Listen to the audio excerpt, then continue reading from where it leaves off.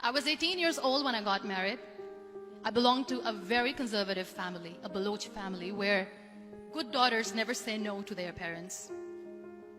My father wanted me to get married, and all I said was, if that makes you happy, I'll say yes. And of course, it was never a happy marriage. Just about after 2 years of getting married, about 9 years ago, I met a car accident. Somehow my husband fell asleep and the car fell in the ditch. He managed to jump out, saved himself. I'm happy for him. But I stayed inside the car and I sustained a lot of injuries. The list is a bit long. Don't get scared. I'm perfectly fine now. Radius ulna of my right arm were fractured. The wrist was fractured. Shoulder bone and collarbone were fractured. My whole rib cage got fractured. And because of the rib cage injury, lungs and liver were badly injured. I couldn't breathe. I lost urine and bowel control. That's why I have to wear the bag wherever I go. But that injury that changed me and my life completely as a person and my perception towards living my life was the spine injury. I was in the middle of nowhere in that toppled car. Many people came to rescue. They gave me CPR. They dragged me out of the car.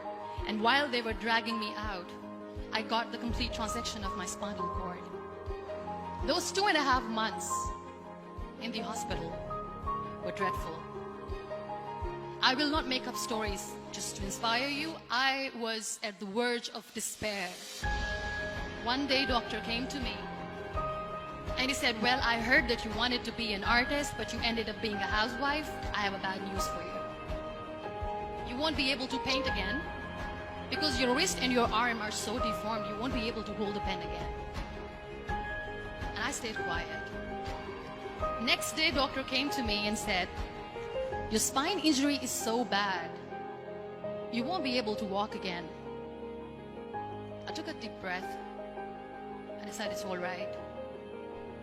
The next day, doctor came to me and said, because of your spine injury and the fixation that you have in your back, you won't be able to give birth to a child again. That day, I was devastated. I still remember, I asked my mother, why me? And that is where I started to question my existence. Why am I even alive? What's the point of living? I cannot walk, I cannot paint, fine, I cannot be a mother. And we have this thing in our heads being women that we are incomplete without having children. I am going to be an incomplete woman for the rest of my life. What's the point? One day I asked my brothers, I know I have a deformed hand, but I'm tired of looking at these white walls in the hospital and wearing these white scrubs. I'm getting tired of this. I want to add more colors to my life. I want to do something. Bring me some colors. Bring me some small canvas. I want to paint. So the very first painting I made was on my deathbed. There were a lot of infections in my body, a lot of allergies. So doctors wanted me to lie down on the bed straight for not 6 months, for not 1 year, for 2 years. That was the time where I realized how lucky people are, but they don't realize. After 2 years and 2.5 months, when I was able to sit on a wheelchair, that was the day when I had the rebirth. I was a completely different person. I still remember the day I sat on the wheelchair for the first time, knowing that I'm never going to leave this, knowing that I won't be able to walk for the rest of my life. I saw myself in the mirror and I talked to myself. And I still remember what I said. I cannot wait for a miracle to come and make me walk. That day I decided that I'm going to fight my fears. We all have fears. Fear of unknown, fear of known, fear of losing people, fear of losing health, money. We want to excel in career. We want to become famous. We want to get money. We are scared all the time. So I wrote down one by one all those fears. And I decided that I'm going to overcome these fears one at a time. Do you know what was my biggest fear? Divorce.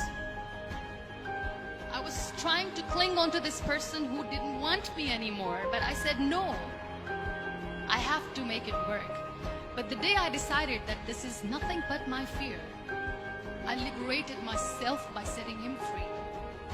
And I made myself emotionally so strong that the day I got the news that he's getting married, I sent him a text that I'm so happy for you and I wish you all the best.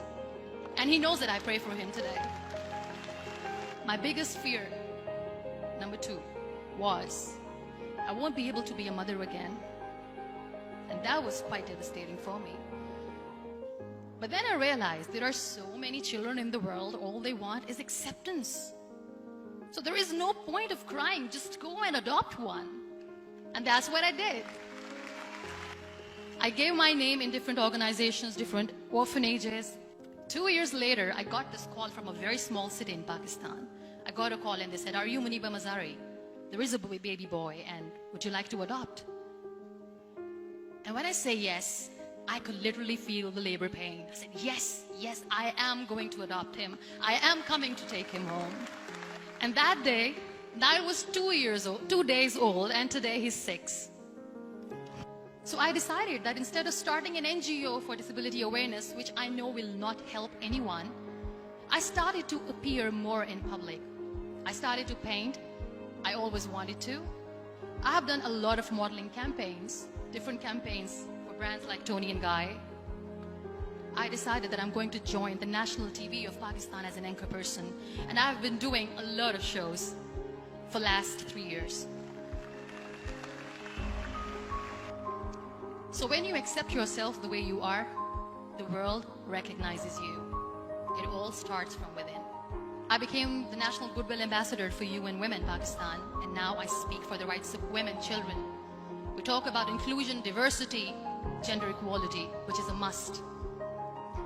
I was featured in BBC 100 Women for 2015. I'm one of Forbes 30 under 30 for 2016.